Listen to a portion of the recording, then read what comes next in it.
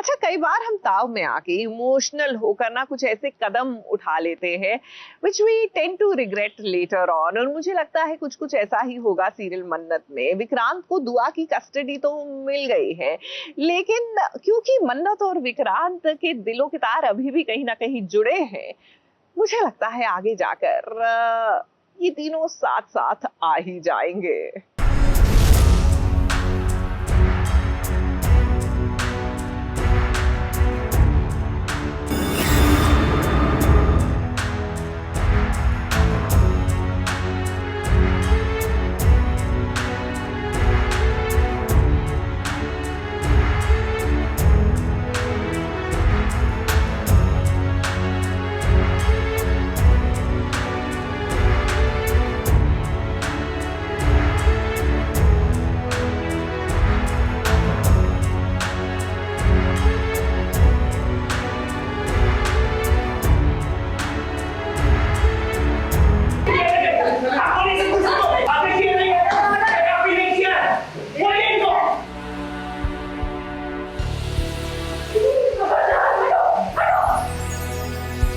अप्रैल का महीना आकर चला गया और अब मई का महीना चल रहा है, मगर इस महीने में भी विक्रांत को कोई भी फूल बना सकता है। अब भाई आप सोच रहे होंगे कि वो कैसे, तो हम आपको बताते हैं कि आखिर पूरा माजरा क्या है। विक्रांत को एक अननोन नंबर से कॉल आता है कि ऐश्वर्या राय सिंह जिंदा है और उन्हें आइडेंटिफाई करने के लिए उनकी मदद चाहिए। मगर विक्रांत जब झुलसती गर्मी में दौड़ भाग कर पुलिस स्टेशन आता है तब उसे पता चलता है कि ऐसी कोई बात नहीं। इंस्पेक्टर साहब बताते हैं कि उनकी या उनकी टीम की तरफ से किसी ने भी कॉल नहीं किया है विक्रांत को। तब विक्रांत को एहसास होता है कि यहाँ खेल कुछ और चल रहा है, यानी कि उसको किसी ने बेवकूफ बनाने की कोशिश की है। अचानक से एक कॉल आता है कि ऐश्वर्या राय सिंह जिंदा है एंड हम उसे अरेस्ट करने वाले हैं एंड आपकी जरूरत है आइडेंटिफाई करने के लिए।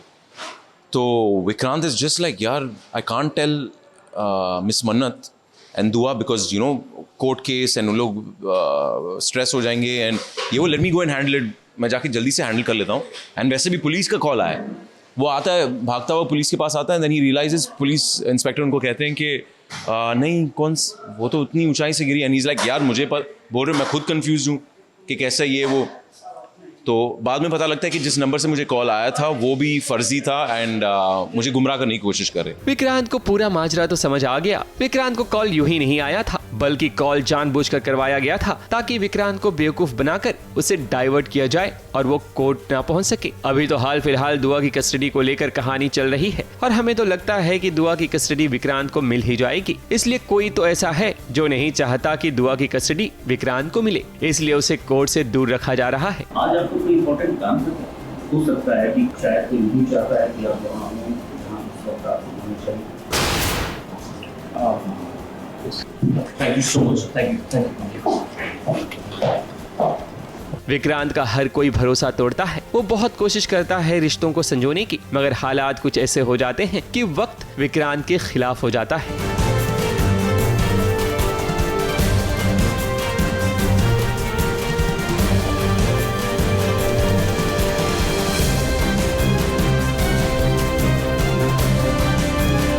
मुंबई से कैमरामैन प्रकाश पाटिल के साथ एबीपी न्यूज रिपोर्ट।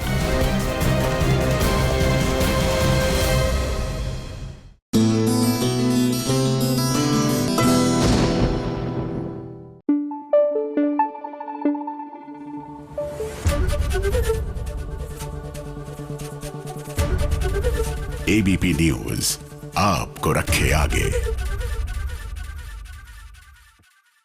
एक तरफ कर्म धर्म है, ये तो हम सभी जानते हैं, तो दूसरी तरफ पुत्र मोह है। आखिरकार किसको चुनेगी हमारी आरंभी? क्या है ना कि एक तरफ अपने बेटे की जान बचानी है या फिर डॉक्टर बनकर दादी को बचाए, या फिर डॉक्टर की जो शपथ ली है उसी को तोड़कर दादी की जान खतरे में डाल दे। क्योंकि क्या है ना कि पति तो सिर्फ नाम का ही विश्वास है, करता हमेशा विश्वासघात ही है।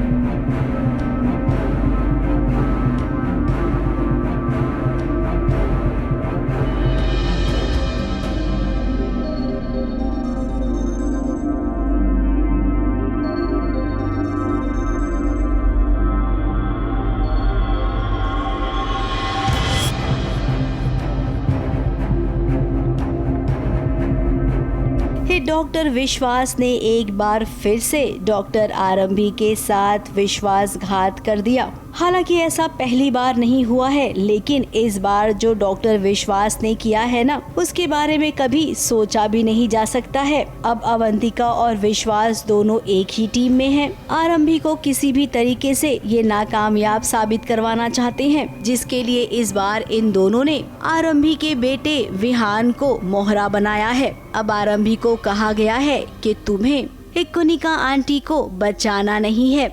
अगर तुम्हारा ऑपरेशन सक्सेसफुल हो जाएगा तो विहान को हम तकलीफ पहुंचाएंगे। एक जगह विहान के साथ कुछ गलत हो रहा है और दूसरी जगह कुनिका आंटी के साथ कुछ गलत होगा, बिकॉज मुद्दा यही है कि आरंभी को दोनों तरफ से नाकामयाब दिखाना, बुरा दिखाना, बुरी माँ बट एक बहुत ही बुरी डॉक्टर भी साबित करवाना है। और इसमें अगर उनके पति ही हमारी हेल्प कर रहे हैं तो भाई हम क्या कर सकते हैं।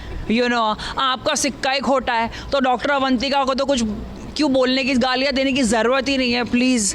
पहले हाँ जी, विश्वासघात उनको बिल्कुल सही नाम मिला है। अब यहाँ पर थोड़ा सा कंफ्यूजन तो है, लेकिन वो क्या है ना, कंफ्यूजन के साथ ही कहानी आगे बढ़ती है। तभी आप अगले एपिसोड के लिए तैयार रहते हैं। अब कुनिका आंटी के साथ आरंभी का एक अच्छा रिश्ता है। अब ऊपर से वो बहुत गुस्से वाली है, लेकिन अंदर से बहुत सॉफ्ट है। ये बात आरंभी जानती है और जहाँ तक हम आरंभी को जानते हैं, वो किसी भी हाल में अपने प्रोफेशन पर धब्बा नहीं लगने देगी और ना ही वो एक नाकामयाब माँ साबित होगी। तब तक विश्वास अवंतिका के साथ विश्वासघात ना करे, तब तक अवंतिका को विश्वास पे विश्वास होगा। अगर उसने मेरे साथ भी, मतलब अवंतिका के साथ भी ऐसा किया तो मैं भी उसको विश्वासघात अविश्वास करके नाम दे दूंगी। औरत कितना झेलेगी यार।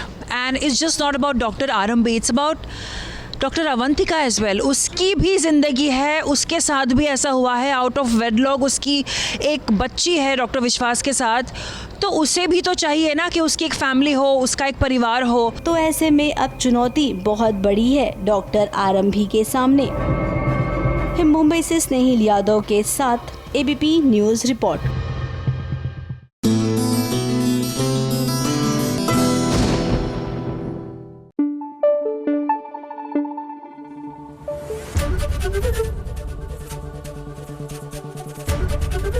एबीपी न्यूज आपको रखे आगे।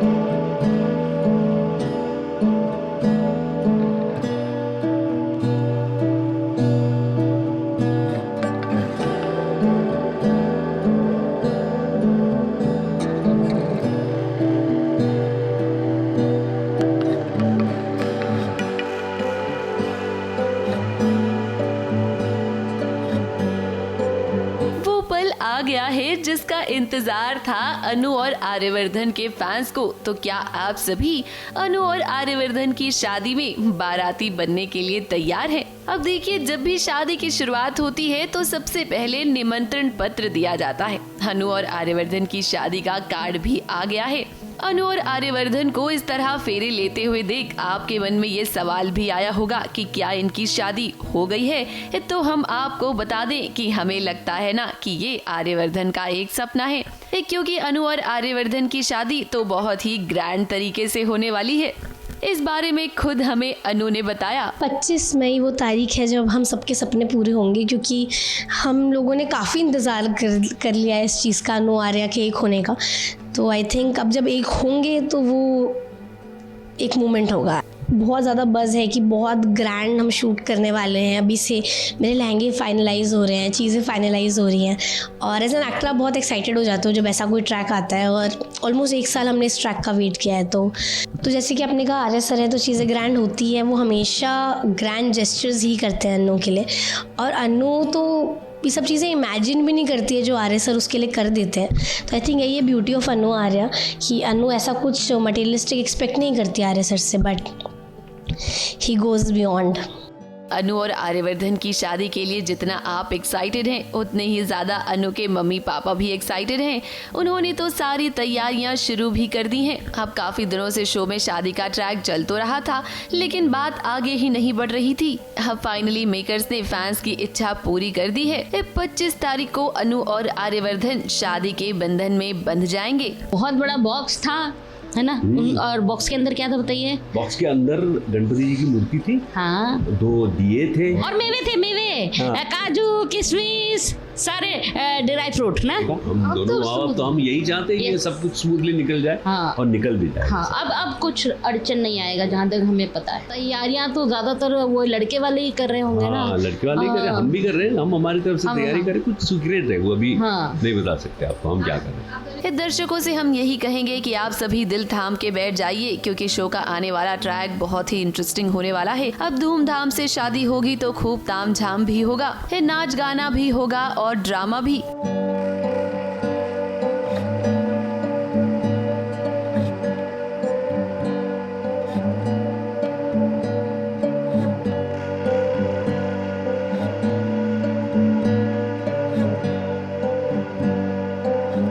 ABP news report.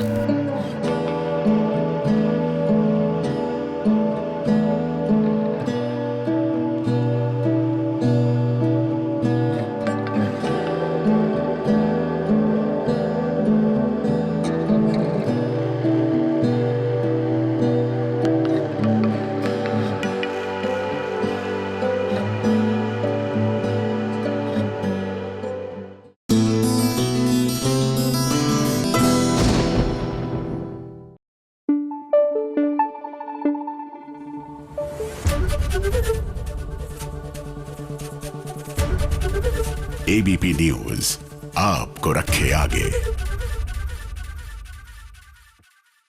Well, the weekend is here और weekend की शुरुआत, मतलब ठीक है, technically we're in the middle of Saturday, but still for us तो जब सास बहू और साजिश शुरू होता है वहीं से लाइन शुरू होती है। मजाक कर रही हूँ, लेकिन हाँ, दिन की शुरुआत तभी होती है हमारे लिए। तो वीकेंड रिकैप की है बारी।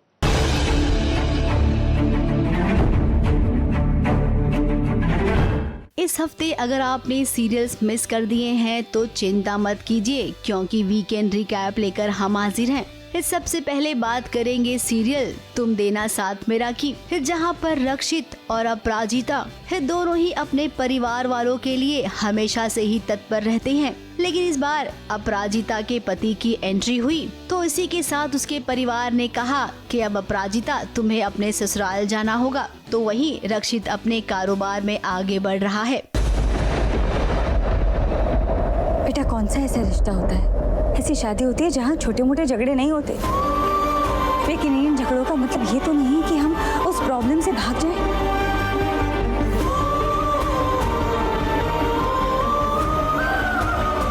बेटा, शादी मेहनत मांगती है, अच्छा रिश्ता बना। इसके बाद अब चलते हैं सीरियल ये रिश्ता क्या कहलाता है के पास, जहां पर कृष्ण ने एक बार फिर से अपना असली रंग दिखा दिया है पूरे हफ्ते प्रॉपर्टी को लेकर। जहां अरमान अबीरा अपने रिश्ते को सुलझा रहे हैं, वहीं दूसरी ओर अबीरा ने कृष्ण को ऐसा सबक सिखाया जो उसे हमेशा याद रहेगा।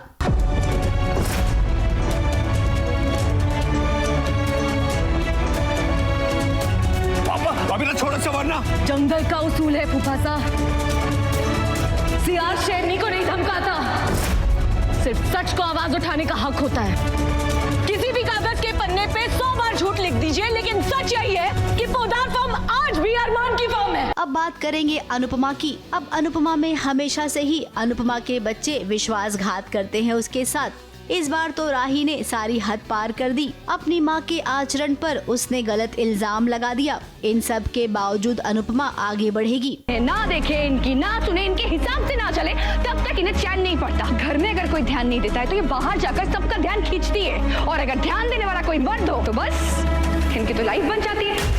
राही, तुम अपनी माँ से बात कर रही हो। मैं अपनी माँ पे चिल्लाई तो आपको इतना बुरा क्यों लग गया?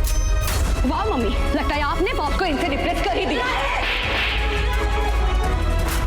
अब चलते हैं, क्योंकि सास भी कभी बहू थी और रिश्तों के रूप बदलते हैं इन दोनों ही शोज के वीकेंड रिकैप पर, जहां पर पूरे हफ्ते इंतजार था कि तुलसी और मिहिर की शादी होगी, तो ये हफ्ता शादी वाला रहा।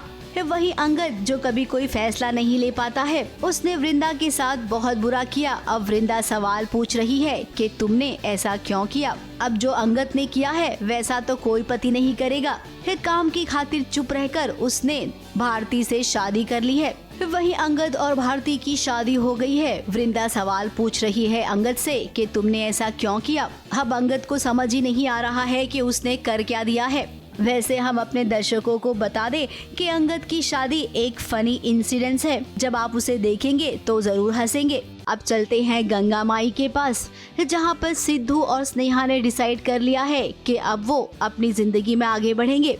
पूरे हफ्ते इन दोनों ने एक दूसरे से वो नहीं कहा जो इन्हें कहना चाहिए था। जी को बुलाने ही वाले थे उस शादी की तारीख पक्की करने। तारीख तो हम निकलवा ही चुके हैं जी। उन्होंने हमें डेट्स दी है 10 दिन के बाद।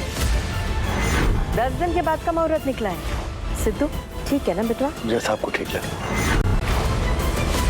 अगला वीकेंड रिकैप है सीरियल तुमसे तुम तक का, जहां पर सिमरन और नील की शादी फाइनली हो गई। अब इसी के साथ अनु और आर्यवर्धन की शादी का सिलसिला भी शुरू होगा, वो भी रुकावटों के साथ। पुष्पा जी, ये शादी का कार्ड, मैंने सोचा शादी का कार्ड सबसे पहले तुम्हारे हाथ हो। हमारे यहाँ शादी का पहला कार्ड भगवान को चढ़ाया जाता है। आप और अनु मोहल्ले के मंदिर में ना सबसे पहला कार्ड चढ़ा दीजिए। आर्य सर और अनु की शादी के बारे में कुछ बात करने वाले थे। क्या बात करने वाले थे? मैं भी वही चाहता हूँ जो आप चाहती हैं, इस शादी को रोकना। अगर ये शादी हो जाती है तो आपके लिए भी प्रॉब्लम खड़ी हो सकती है और मेरे लिए भी। ये शादी रोकने में आप मेरी मदद कर सकते हैं। आगे चलते हैं वसुधा के पास, जहां पर पूरे हफ्ते देव और वसुधा ने ऐसी कहानी रची कि उन्हें सफलता मिली। अब बहुत जल्द करिश्मा का चैप्टर खत्म होगा ऐसा आपको लगेगा, लेकिन होगा नहीं। चंद्रिका देवी के सामने प्रभात की एंट्री हो गई है। कुछ नहीं आ रहा, जहाँ एक ढंग का पंखा तक नहीं है वहाँ कर क्या रहा है ये आदमी? मैं देख कर आते हैं। मेरा प्लान तैयार है पापा साहब, और सब कुछ आप पर निर्भर है। अगर आप ऐसे बिखर गए तो हम अपना प्लान पूरा नहीं कर पाएंगे।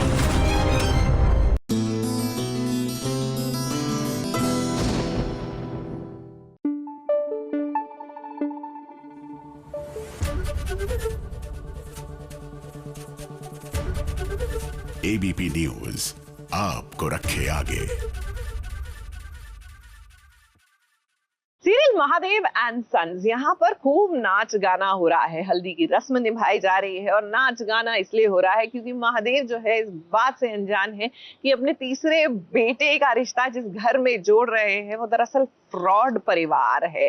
लेकिन ऑफ कोर्स घर की बहुओं को इस बात का एहसास तो हो गया है, तो वो अंडर कवर अपना काम तो कर रही हैं। लेकिन साथ साथ जब शादी का माहौल है, नाच गाना हो रहा है, तो हमारे धीरज और रज्जी भैया, रोमांस का थोड़ा मौका तो इनको भी मिलना चाहिए ना।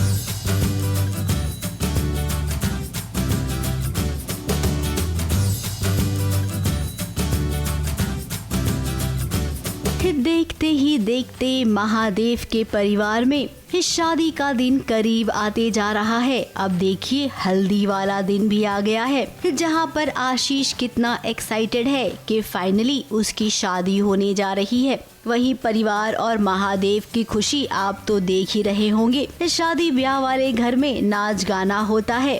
देवरानी जेठानी के बीच कंपटीशन भी होता है कि भाई अपने देवर को कौन सबसे पहले हल्दी लगाएगी। इस शादी ब्याह का मतलब ही खुशियां लाना होता है।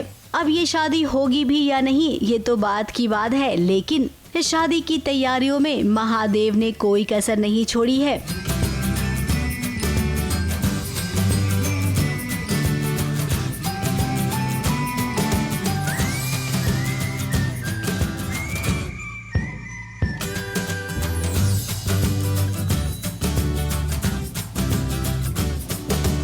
अब अब जरा चलते हैं रज्जी और धीरज के पास, जिन्होंने घर के कोने कोने को सजाने की जिम्मेदारी ले रखी है। अब जहाँ पर ये दोनों होंगे वहाँ पर कुछ भी काम सीधे से तो होगा नहीं। इनका तो मूल मंत्र ही है कि पहले लड़ना झगड़ना, उसके बाद प्यार करना। देखिए इनकी लड़ाई अब भी चालू है।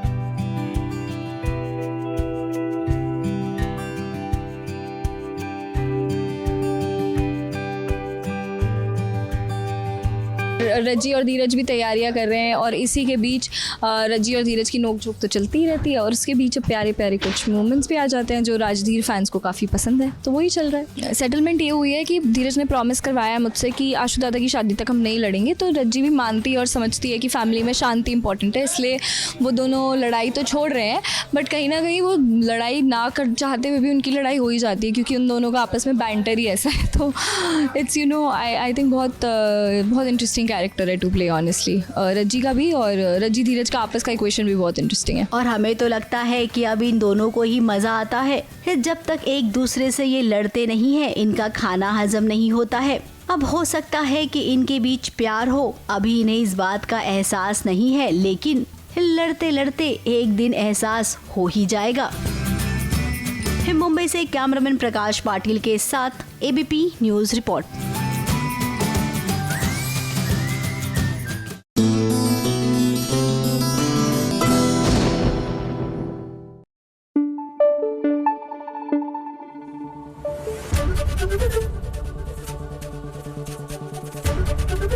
एबीपी न्यूज आपको रखे आगे। सीरियल लौटने की आशा भी अब एक कोर्टरूम ड्रामा बनता जा रहा है। रोशनी जो है, अब रोशनी और देशमुख परिवार आमने सामने होगा कोर्ट में।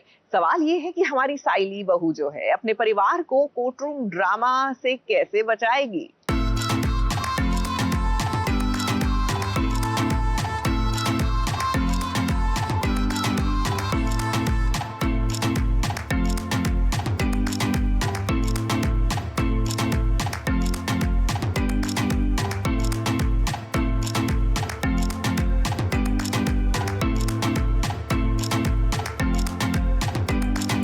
हो गई है तैयार देशमुख परिवार की आर्मी, क्योंकि अब घर में एक जंग छिड़ चुकी है। देशमुख फैमिली वर्सेस रोशनी।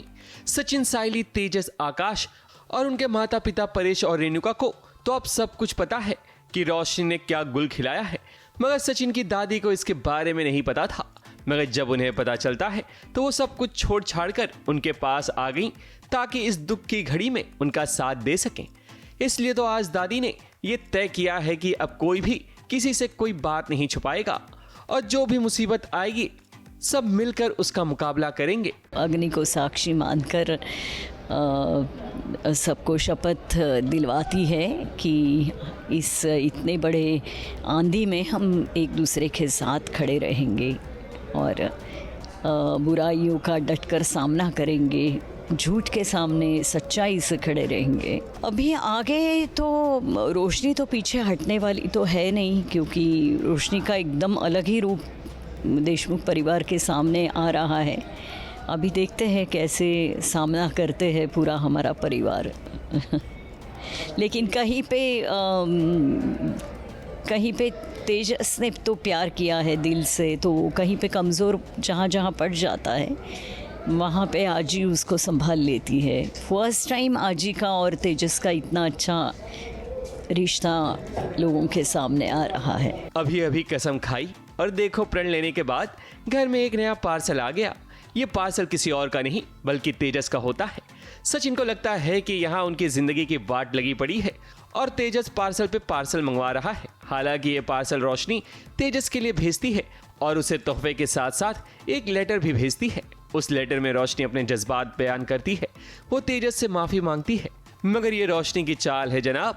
वो चाहती है कि घर वाले काम आए या ना आए, बस तेजस को अपने कब्जे में कर लेना चाहिए। मैं सबको पूछती हूँ कि तुम लोगों ने ऐसे क्यों किया, कि अगर तुम्हारे सुख में मैं हूँ तो दुख के बादलों में मैं क्यों नहीं आ सकती तुम्हारा सबका दुख बांटने के लिए। तो ऐसे फिर आके एज़ यूजुअल आजी आके सबकी क्लास लेती है। और फिर जब आजी को पता चलता है कि ये ऐसे ऐसे हुआ है, रोशनी ने देशमुख परिवार को इतना हर्ट किया है, तो बहुत बुरी तरह से टूट जाती है आजी। रोशनी की चाल अगर कामयाब हुई तो मतलब देशमुख परिवार को कोई और नहीं बल्कि उनका अपना ही खून तेजस ही धोखा देगा, क्योंकि जहां रोशनी ने तेजस को बाबू कहकर बुलाया, वहीं तेजस का दिल खुशी से गार्डन गार्डन हो जाएगा। मुंबई से कैमरामैन अनूप रस्तोगी के साथ एबीपी न्यूज रिपोर्ट।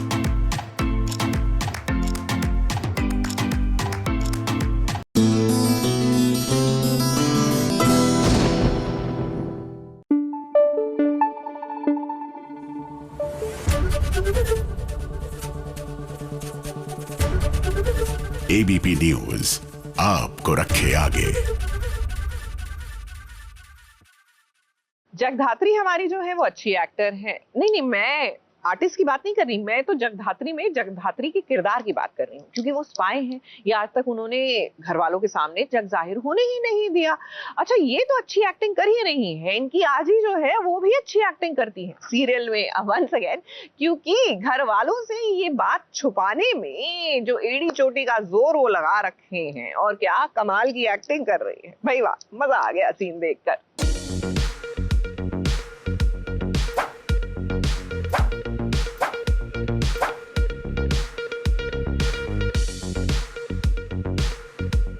जगधात्री के मायके में आज आपको फुल ऑन ड्रामे वाली फिल्म दिखाते हैं। अब तक हमारे दर्शकों को लग रहा था कि जगधात्री ही मस्त वाली एक्टिंग करती है वो एक स्पाई ऑफिसर, लेकिन फिर भी किसी को इसकी खबर नहीं होने दी उसने।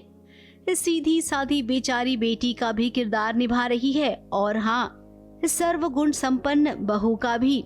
अब जगधात्री के अलावा आजी भी एक्सपर्ट है एक्टिंग करने में। देखिए ना, जगधात्री की सौतेली माँ और बुआ को अपने एक्टिंग के जरिए कैसे बेवकूफ बना रही है। का प्लान ये है कि मैं यहीं पर ही रहूं, बट आजी को तो मेरे बारे में पता है, मेरे सारे राज के बारे में पता है कि मैं एक ऑफिसर हूं और मैं क्यों देशमुख हाउस में गई हूं, किस मकसद से गई हूं वहां पर। जो नाटक है वो रचती हैं इनके सामने सख्त होने का और मुझ पे भी गुस्सा निकालने का, जिससे कि मैं इस घर से निकल सकूं और हम अपनी बातें कर सकें और वो मुझे मेरी मदद कर सकें इस घर से निकलने में। अब जगधात्री की सौतेली माँ जानबूझकर जगधात्री को इस घर में लेकर आई है ताकि वो घर का काम काज कर सके। रेखा ने कभी उसे अपनी बेटी समझा ही नहीं, वो तो हमेशा नौकरानी ही समझती रही जगधात्री को। और जगधात्री खुशी खुशी अपने घर वालों का सारा काम करती है, मेहनत से खाना बनाती है, वो खाना जिसे ये लोग चाव से खाते हैं, लेकिन कहते हैं कि खाना कोई खास नहीं बना है। कोई इंसान किसी को पसंद नहीं आता तो उसकी हर चीज़ बुरी लगती है या बुरी नहीं भी लगती तो उसकी तारीफ़ करने में इंसान जो है वो थोड़ा हिचकिचाता है। तो वैसा ही कुछ है शायद रेखाई और अत्या का जो सिलसिला है। खाना अच्छा भी बना है, जगधात्री ने बहुत प्यार से बनाया उनके लिए खाना, पर फिर भी वो तारीफ़ नहीं कर सकते। अब दादी तो इन सबको जानती है अच्छे से। जगधात्री से वो बात करना चाहती है, लेकिन घर में इनके सामने बात होना पॉसिबल नहीं है। इसीलिए आजी ने ड्रामा किया, नौटंकी की, ताकि जगधात्री के साथ अकेले में बात कर सके और इस बात का पता लगा सके कि आखिर बात क्या हुई है।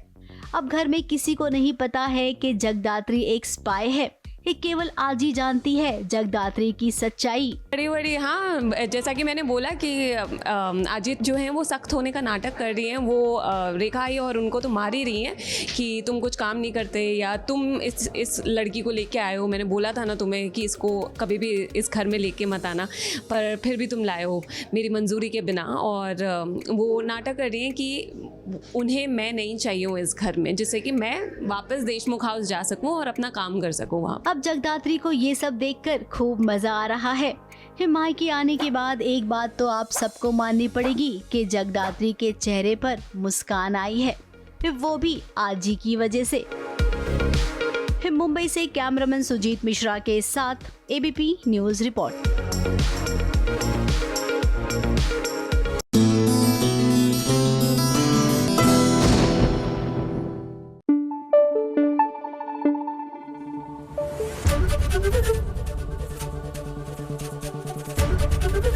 एबीपी न्यूज आपको रखे आगे। अच्छा, कई बार जब आप परेशान होते हैं ना, आप अपना गुस्सा उन पर निकाल देते हैं जो उस गुस्से के पात्र नहीं होते, जिनकी वजह से आपको ना गुस्सा आया, लेकिन just because they like in close proximity और वो आपके बारे में कंसर्न्ड होते हैं, तो मिसगाइडेड इमोशंस तो कुछ ऐसा ही हो रहा है सीरियल लक्ष्मी निवास में। राधिका परेशान है क्योंकि वीर के घर वालों ने इतनी बुरी तरह से उनकी बेइज्जती की है और अनफॉर्चुनेटली निया पर गुस्सा फूट पड़ा।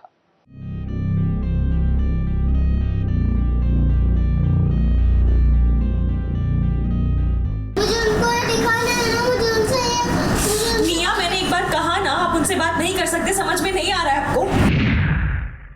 मम्मा मना कर रही है तो कोई होगा ना रीजन, इसलिए मना कर रही है। नहीं बात कर सकते उनसे अभी, ओके? देखो तो चपड़ चालू रहती है इसके। मैं तो कहती हूँ 2-4 साड़ी लगा ही दो। दीदी प्लीज, जितना आपका है उतना निया का भी। वो जो चाहे यहाँ कर सकते हैं। किस अनाथ से कंपेयर कर रही हो? हाँ, ये कीमत है मेरी। दीदी प्लीज। राधिका की परेशानी को देखकर अब हम ये तो नहीं कहेंगे कि वो क्यों परेशान है, हाँ, लेकिन इतना जरूर कहेंगे कि वो बहुत ज्यादा परेशान है, वरना निया को वो कभी भी ऐसे डांटती नहीं थी। अब निया ने कुछ ड्राइंग बनाई है और वो चाहती है कि राधिका वीर को फोन करे ताकि निया ये ड्राइंग उसे दिखा सके। अब आप तो जानते ही हैं कि वीर के परिवार ने कितनी बेइज्जती की है राधिका की, और वीर की दादी ने तो इतना कुछ सुना दिया कि बेचारी राधिका उस दुख से निकल ही नहीं पा रही है, इसीलिए उसने निया को डांट दिया है। निया, मैंने एक बार कहा ना, आप उनसे बात नहीं कर सकते, समझ में नहीं आ रहा है आपको? मम्मा मना कर रही है तो कोई होगा ना रीजन, इसलिए मना कर रही है। नहीं बात कर सकते उनसे अभी, ओके? राधिका की बहन को निया वैसे ही पसंद नहीं है। उसने सोचा कि जब राधिका निया को डांट रही है तो चलो इस बात का फायदा मैं भी उठा लेती हूँ। अब राधिका को ये बर्दाश्त नहीं है कि निया को कोई कुछ भी कहे। देखो तो चपड़ चालू रहती है इसके।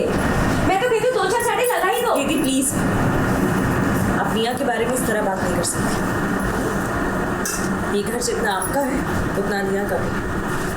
वो जो चाहे यहाँ कर सकती है। किस अनाथ से कंपेयर कर रही हो? हाँ, ये कीमत है मेरी। दीदी प्लीज,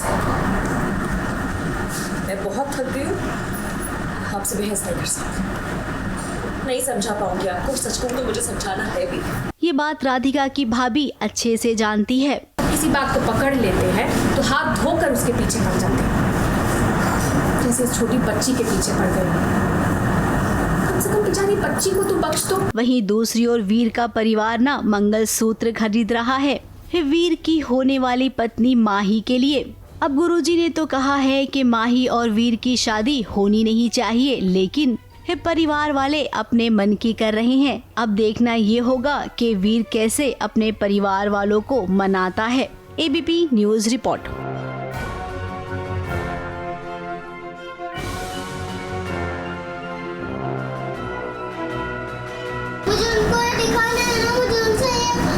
निया, मैंने एक बार कहा ना, आप उनसे बात नहीं कर सकते, समझ में नहीं आ रहा है आपको? मम्मा मना कर रही है तो कोई होगा ना रीजन, इसलिए मना कर रही है। नहीं बात कर सकते उनसे अभी, ओके? देखो तो चपड़ चालू रहती है इसके। मैं तो कहती हूँ 2-4 साड़ी लगा ही दो। दीदी प्लीज, ये घर जितना आपका है उतना निया का भी। वो जो चाहे यहाँ कर सकती है। किस अनाथ से कंपेयर कर रही हो? हाँ, ये कीमत है मेरी। दीदी प्लीज। निया, मैंने एक बार कहा ना, आप उनसे बात नहीं कर सकते, समझ में नहीं आ रहा है आपको? मम्मा मना कर रही है तो कोई होगा ना रीजन, इसलिए मना कर रही है। नहीं बात कर सकते उनसे अभी, ओके? देखो तो चपड़ चालू रहती है इसके। मैं तो कहती हूँ 2-4 साड़ी लगा ही दो। दीदी प्लीज, आप निया के बारे में इस तरह बात नहीं कर सकती। ये घर जितना आपका है उतना निया का भी। वो जो चाहे यहाँ कर सकती है। किस अनाथ से कंपेयर कर रही हो? हाँ, ये कीमत है मेरी। दीदी प्लीज, मैं बहुत थक गई हूँ, आपसे बहस नहीं कर सकती, नहीं समझा पाऊंगी आपको। सच कहूँ तो मुझे समझाना है भी। किसी बात को पकड़ लेते हैं तो हाथ धोकर उसके पीछे पड़ जाते हैं, जैसे इस छोटी बच्ची के पीछे पड़ गई। कम से कम बेचारी बच्ची को तो बख्श दो।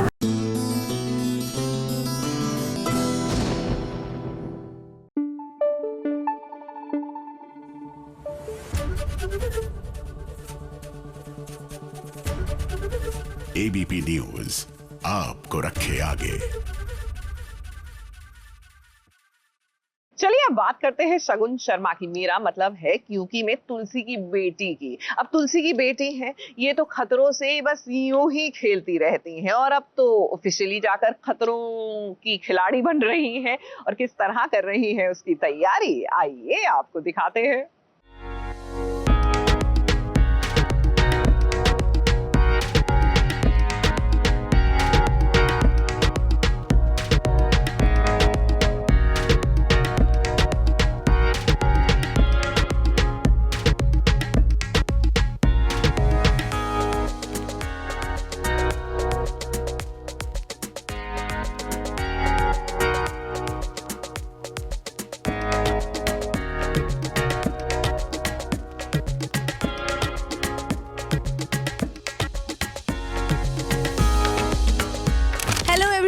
And to the viewers of SBS, this is Shagun Sharma और आज आप मेरे साथ आए हैं मेरे वर्कआउट वाली जगह पे, जो कि है इवॉल्व कैलिस्थेनिक्स जिम।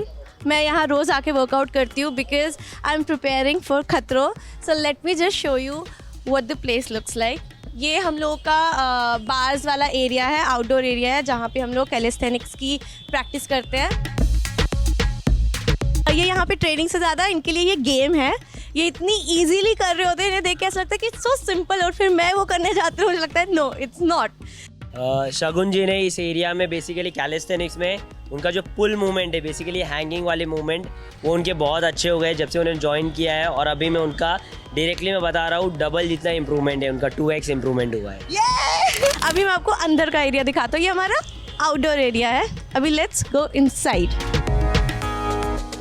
यहाँ पर कैलिस्थेनिक्स के साथ साथ MMA भी होता है, जो मैं अभी फ़िलहाल सीख नहीं रही हूँ, लेकिन आगे चल के कभी सीख सकती हूँ। और इसके बाजू में जिम भी है। तो आई थिंक अभी मैं बहुत ज़्यादा बकबक कर चुकी हूँ। Now let's just start with the workout, ताकि आपको पता चले कि उनसे बात ही नहीं करती हूँ।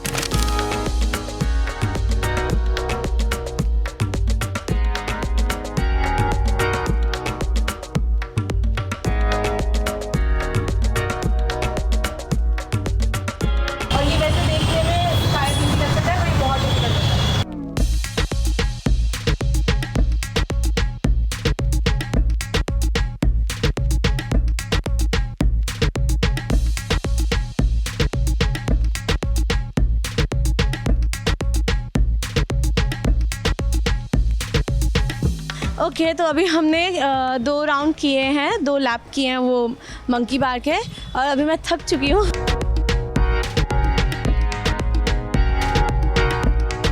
ये पहली बार हुआ है कि मैंने बिना किसी रेजिस्टेंट बैंड की हेल्प के और बिना सर के टच के किया है। So yes.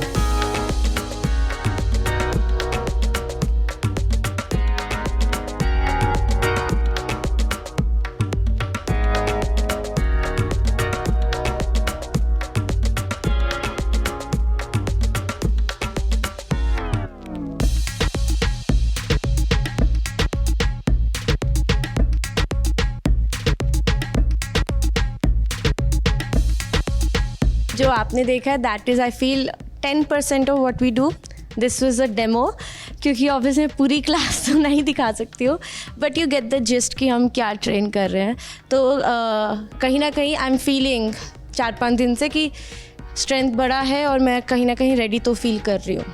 प्रोटीन खा रही हूँ, नींद का ध्यान रख रही हूँ, और हम जब वर्कआउट करते हैं तो वर्कआउट के साथ साथ हम लोग वो स्टेबिलिटी की भी प्रैक्टिस करते हैं। वन लेग पे खड़े होके मेडिटेट करने की कोशिश करते हैं। तो ये सब चीज़ें आई फील कहीं ना कहीं हेल्प तो करेंगी वहाँ जाके। जब मैं वर्कआउट नहीं करती थी, what I used to feel, सबसे ज़्यादा तो मुझे ये होता था कि मैं लेथार्जिक बहुत फील करती थी और वेट बहुत जल्दी ऊपर नीचे होता था, खाना डाइजेस्ट होने में टाइम लगता था, नींद की भी ज़्यादा प्रॉब्लम होती थी व्हेन यू डोंट वर्कआउट, और एक्टिव कम फील करते हो जब आप वर्कआउट नहीं करते हो। ऑडियंस को बोलूँगी कि please keep watching and keep loving the show, but do not try to do anything at home, क्योंकि हम लोग जो भी करते हैं वो पूरी गाइडलाइंस के साथ करते हैं, पूरे सेफ्टी मेजर के साथ करते हैं। कुछ भी कर होते हैं, whether we are doing stunts with insects और स्नेक्स और विद हाइट्स और water, under water, it is all taken care of. आपके पास शायद इतने सारे मेजर्स ना हो, so please do not try this at home and be happy.